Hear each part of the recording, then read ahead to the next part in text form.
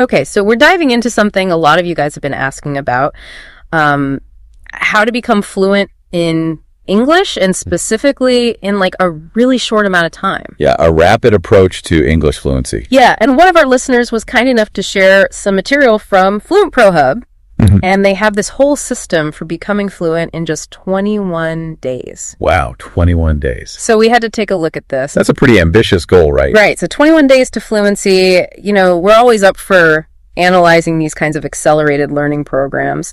So I'm curious, when we dig into this, what is their like fundamental approach? What's the big idea? Well, right off the bat, what struck me was their emphasis on like doing rather than just knowing. You know, they jump straight into practical strategies and kind of cultivate the right mindset right from the get-go. So it's not about just like cramming your head full of grammar rules. Right. It's about actually using the language actively from day one. Right. So it's not just about theoretical knowledge. It's actually about getting out there and using it and making the mistakes along the way. Exactly. And I think the very first point they hammer home is this idea of the power of practice. And they have these really relatable examples of learning a new route, you know, driving directions or mastering a bicycle.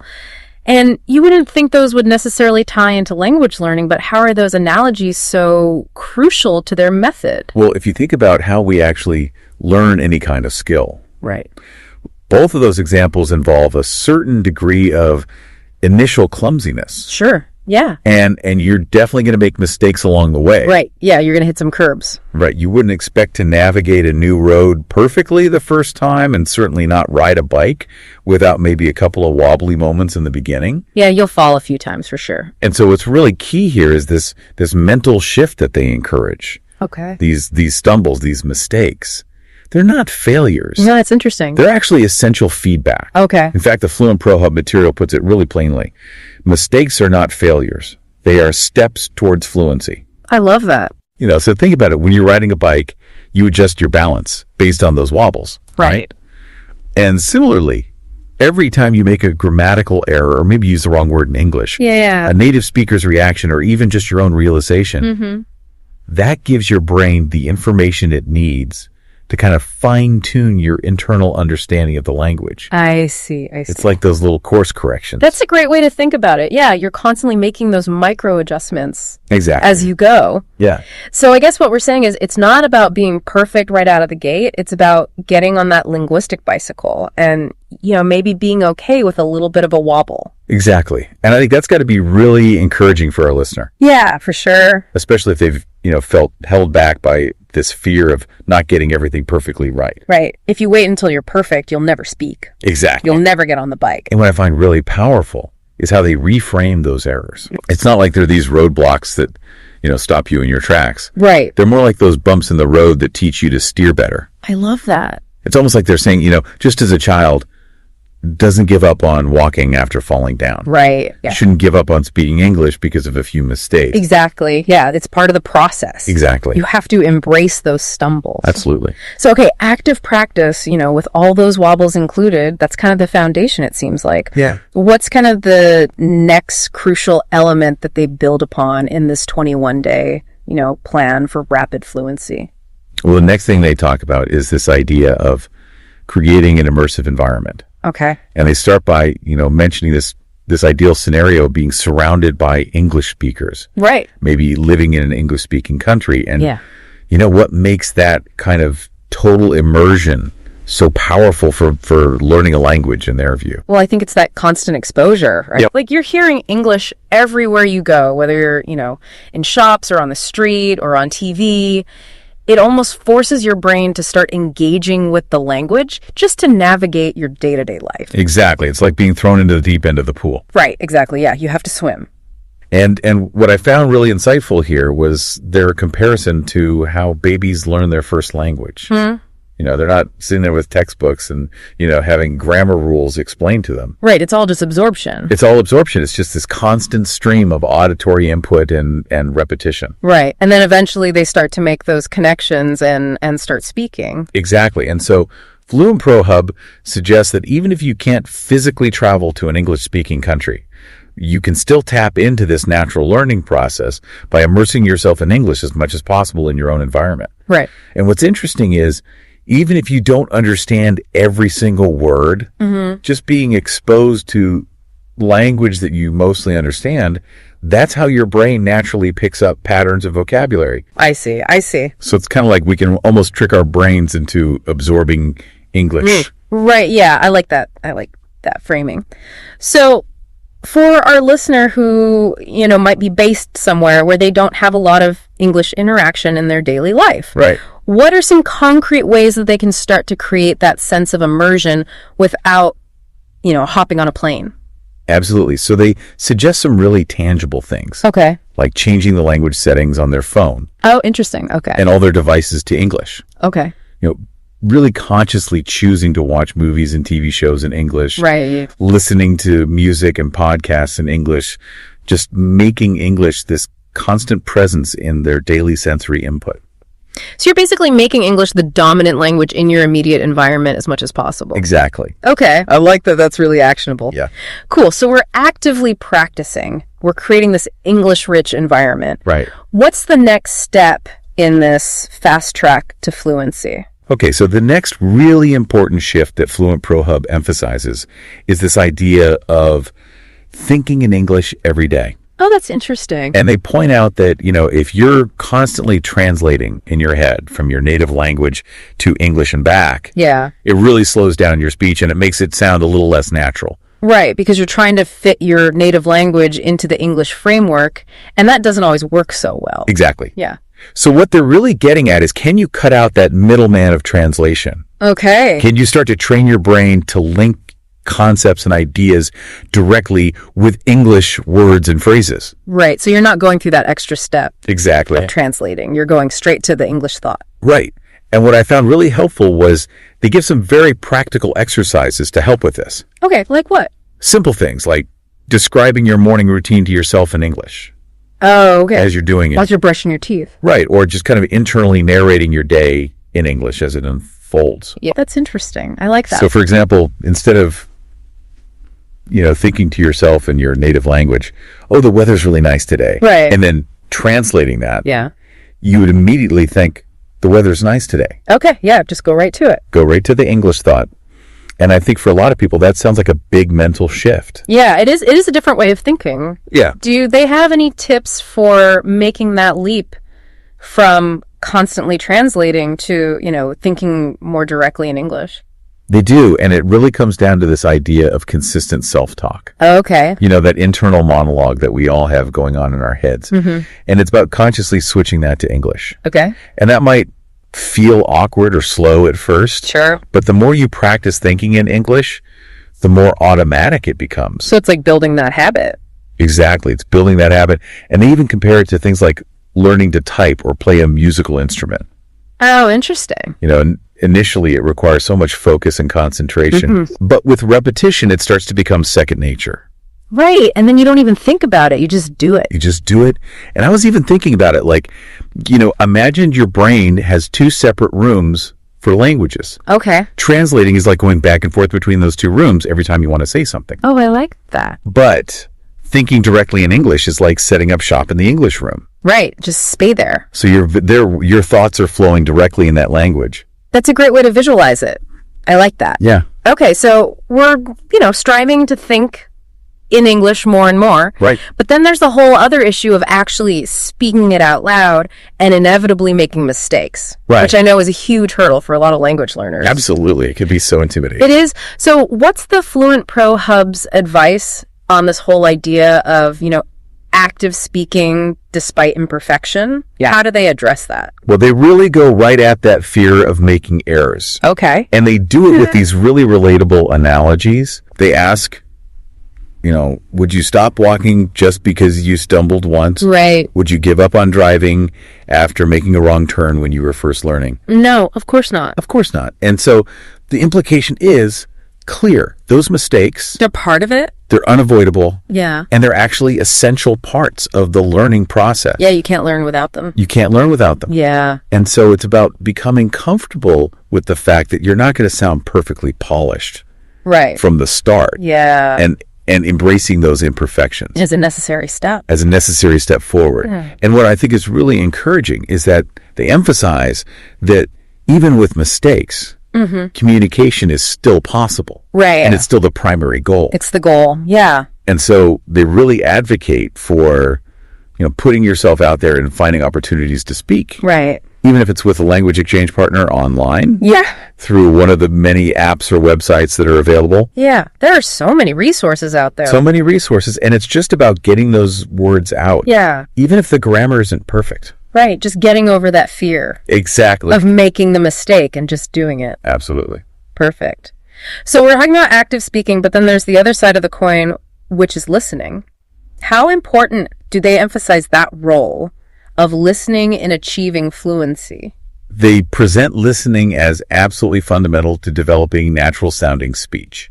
Oh. And again, they make that comparison to how children acquire their native language. Yeah. They're listening intently for a long period of time. All right. Before they start speaking fluently themselves. Yeah, just soaking it all in. Exactly. They're soaking it all in. And so the idea is that by consistently exposing yourself to, natural English conversations, your brain will start to absorb the natural rhythm. The musicality of it. Yeah, the intonation patterns and common idiomatic expressions. Yeah, and I always say it's not just about the words themselves. It's about how they're delivered. Exactly. Like the music of the language. It's like the music of the language. Yeah. And pay attention to where speakers raise their voice, where they pause.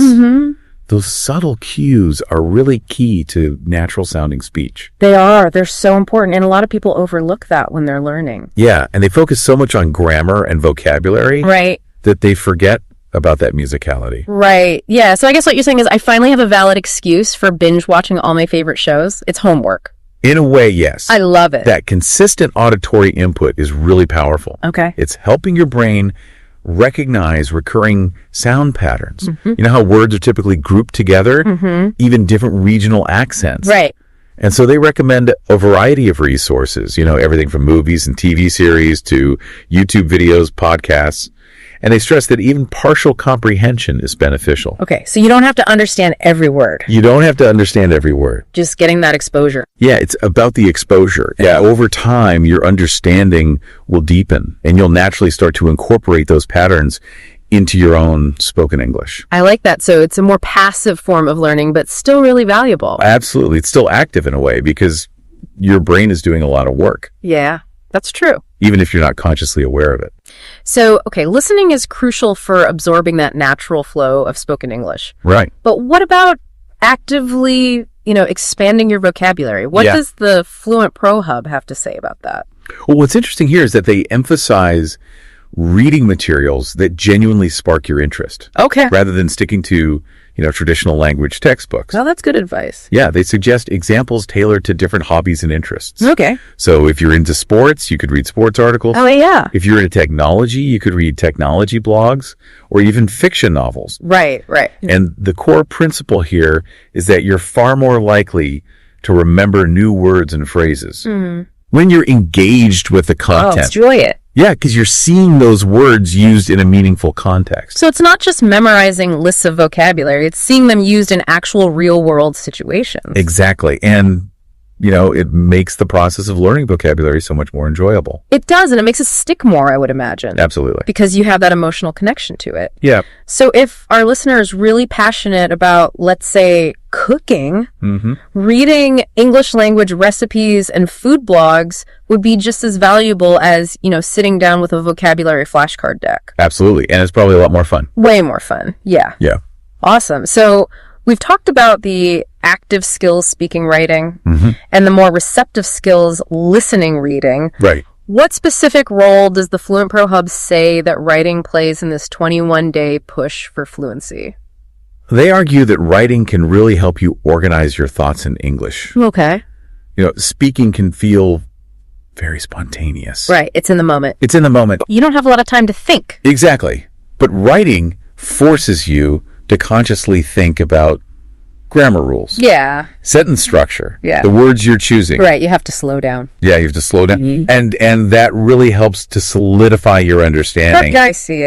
of the mechanics of the language. That makes sense. And so it's almost like all of these skills are deeply interconnected, right? Oh, Speaking, listening, writing, they all kind of feed into each other. absolutely. They reinforce each other. Yeah. And they contribute to this more holistic understanding of English. So what kind of specific writing exercises does the Fluent ProHub recommend? Well, they suggest some really practical, low-pressure activities. Okay.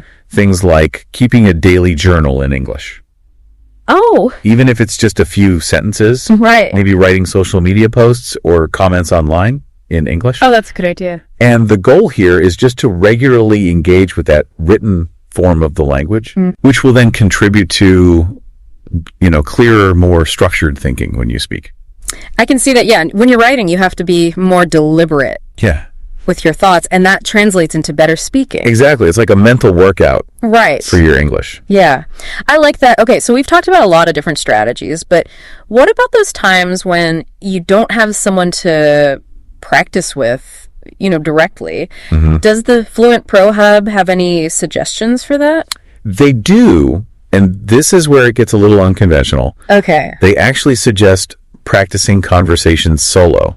Oh, by yourself? By yourself, talking to yourself in English. So basically like having imaginary conversations in English. Yeah, and I know that might sound a little strange Yes, it does. at first, but it creates this pressure-free environment Right. where you can just practice forming sentences, expressing your thoughts out loud without any fear of judgment. Because no one's listening. No one's listening. Okay, yeah. So do they have any like specific ways that someone can effectively practice, having conversations with themselves in English? They do. They recommend simple things like standing in front of the mirror and, giving yourself an introduction in English. Oh, that's a good one, actually. Yeah, or maybe role-playing everyday scenarios that you might encounter, Yeah. like ordering food at a restaurant or asking for directions. Oh, that's good. And another really valuable tip they have is recording yourself speaking Oh, that's a good idea. and then listening back critically That's really good. Yeah. to identify areas where you might want to improve your pronunciation or fluency. Yeah, because when you're listening back, you can hear things that you don't pick up on when you're in the moment of speaking. Exactly. It's like getting an outside perspective on your own speech. I love that tip. That's really good. Okay, so we've talked about all these different, elements of the Fluent ProHub method. What is the essential ingredient that kind of ties it all together and makes this 21-day challenge potentially achievable? It all comes down to consistency. Okay. That's really the key. Makes sense. Fluent ProHub really emphasizes that making significant progress in such a short amount of time. It's not about these occasional intense study sessions. Right. It's about establishing a daily habit Right. of engaging with the English language in all these different ways. So it's more like, spreading it out, Yeah. having a little bit every day. Exactly. They actually use the analogy of daily exercise, Oh, okay. I like that. for physical fitness. Right. It's that regular, consistent effort that yields the most noticeable and lasting results. So it's a marathon, not a sprint. Exactly. And they even suggest that dedicating even just 1 hour each day Oh, wow. Just 1 hour. to focused English practice, incorporating all these different techniques, Right. can lead to significant improvements over the course of 21 days. That's really not that much time if you think about it. It's An not. hour a day. It's manageable. Yeah, that's pretty doable for most people. It is. So we've talked about all these practical strategies, the nuts and bolts of it, but what about the psychological aspect? Learning a new language can be a very emotional experience. Absolutely. So does the Fluent ProHub address that and specifically this idea of self-belief? They do. And they have a whole section dedicated to the power of belief. Okay. And they stress that, your mindset plays a really significant role Makes sense. in your language learning journey. Because if you don't think you can do it, you probably won't. Exactly. And they even include this really powerful quote in the material. If you tell yourself, I can never be fluent, then you will always struggle. But if you say, I will improve step by step, then nothing can stop you. I love that. So it's really about that internal dialogue. It's about that internal dialogue. like shifting it to be more positive and encouraging. Exactly. Yeah, and it's easy to get discouraged when you're learning a language. Right. It can be frustrating. Yeah, and it's important to remember that every fluent English speaker was once a beginner. Right. They were all there at some point. You all started somewhere. Yeah. And often the key differentiator is their willingness to keep going. Right. To not give up. To not give up.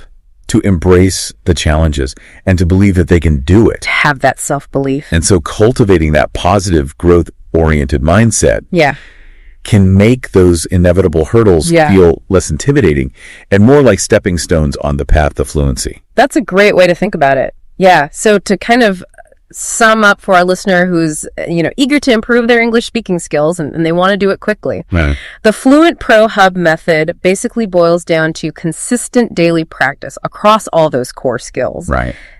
Listening, reading, writing, while actively working on thinking in English directly. Right. Seeing mistakes as opportunities, not failures. Immersing yourself in English as much as possible. Absolutely. And crucially, having that belief in yourself that you can achieve fluency. It's so important. And I think they make a really compelling case that you can make significant progress in a relatively short period of time. I agree. If you use the right strategies and you stay dedicated. Yeah, it's a really encouraging approach. It is. So for you, our listener who shared this amazing material with us, we want to leave you with this final thought to consider. What's one small but meaningful change that you can make today to immerse yourself more in English? And what impact do you think that one change will have on your confidence by, let's say, this time next week? I love that. It's about taking action. Yeah. And it's about believing in your ability to learn and grow. Absolutely. So we'd love to hear your thoughts on that. If you found this video helpful, let us know in the comments. We'd love to hear your thoughts. If you're here for the first time, don't forget to subscribe for more engaging content to improve your English. Keep practicing and take care.